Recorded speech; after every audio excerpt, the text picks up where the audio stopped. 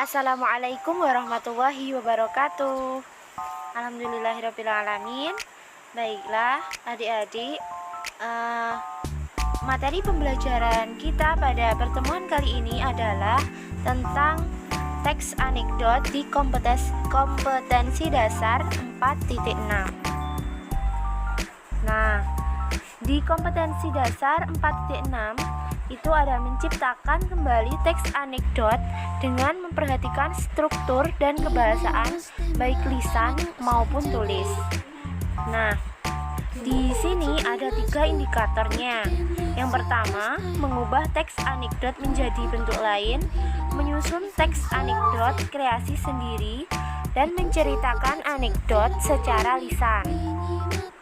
Nah, ini motivasi dari saya ya. Jadilah baik karena ikhlas, bukan karena dipuji ataupun dibalas. Masih ingatkah dengan pembelajaran kemarin? Apa ya? Masih ingat apa tidak? Untuk kemarin kita juga membahas teks anekdot, tetapi di kompetensi dasar 3.6, yaitu tentang mengevaluasi makna tersirat dalam teks anekdot. Nah, ini nanti ada 3 pembelajaran ya.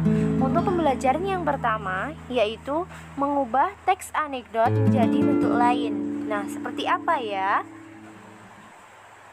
Nah, ini teks anekdot itu ada 2 pola penyajiannya ya. Yang pertama yaitu pola narasi, kemudian yang kedua itu ada pola percakapan. Itu ya. Untuk yang narasi ini seperti ini ya. Jadi nanti bisa narasi diubah menjadi percakapan atau dialog, bisa dialog menjadi narasi. Kalau narasi itu seperti ini, berbentuk cerita, berparagraf seperti ini. Kemudian untuk yang dialog itu seperti ini, ada percakapannya, ada tanda petik duanya, merupakan kalimat langsung gitu. Nah, selanjutnya ketika ada langkah-langkah menceritakan ulang teks anekdot.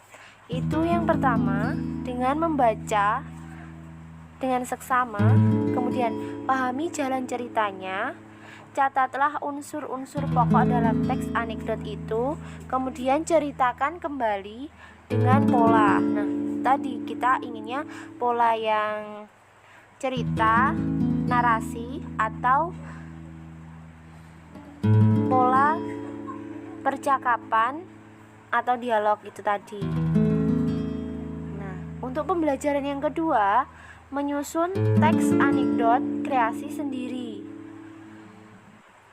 Langkah-langkah dalam menyusun teks anekdot untuk kreasi sendiri itu, yang pertama, amatilah lingkungan sekitar. Nah, dengan mengamati lingkungan sekitar, kita nanti akan bisa menentukan tema yang akan kita bahas dalam teks anekdot itu. Kemudian, tentukan tema anekdot yang ingin dibuat. Nah, tadi ini bisa menentukan temanya. Tema ini bisa berhubungan dengan kehidupan yang ada di sekitar kalian. Bisa di sekolah, di pasar, di rumah, atau di kehidupan pemerintahan itu juga bisa. Kemudian tentukan sesuatu yang ingin dikritik. Nah, harus kita tentukan karena teks anekdot itu bersifat sindiran atau kritikan tapi lucu, itu harus ada tujuan yang akan dikritiknya. Jadi yang akan dikritik itu siapa? Contohnya, jika di pemerintahan itu nanti bisa yang dikritik itu bisa kepala desa, presiden, ataupun yang lainnya. Kalau di sekolah bisa guru atau yang lainnya gitu. Kemudian tambahkan unsur humor terhadap masalah atau peristiwa yang ingin dikritik. Nah, inilah ciri khas dari teks anekdot itu bersifat lucu, maka harus ada unsur humornya. Kemudian buatlah narasi anekdot dari awal sampai akhir dengan memasukkan humor tersebut di dalamnya.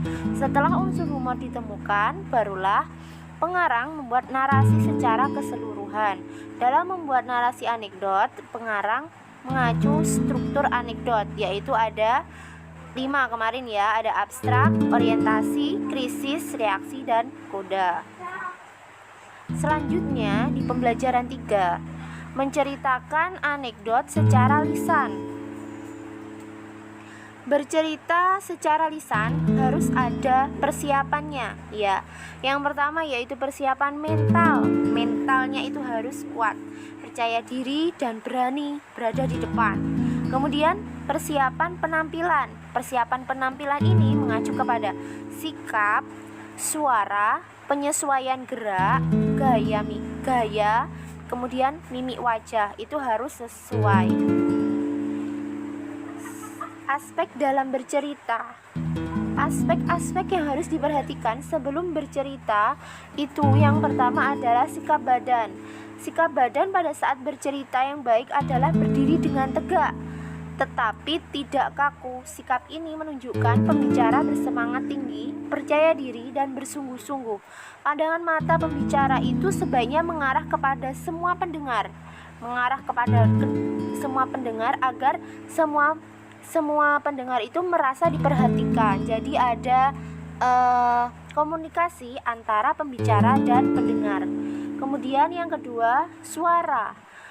Bercerita harus memperhatikan suara. Suara pencerita itu harus mampu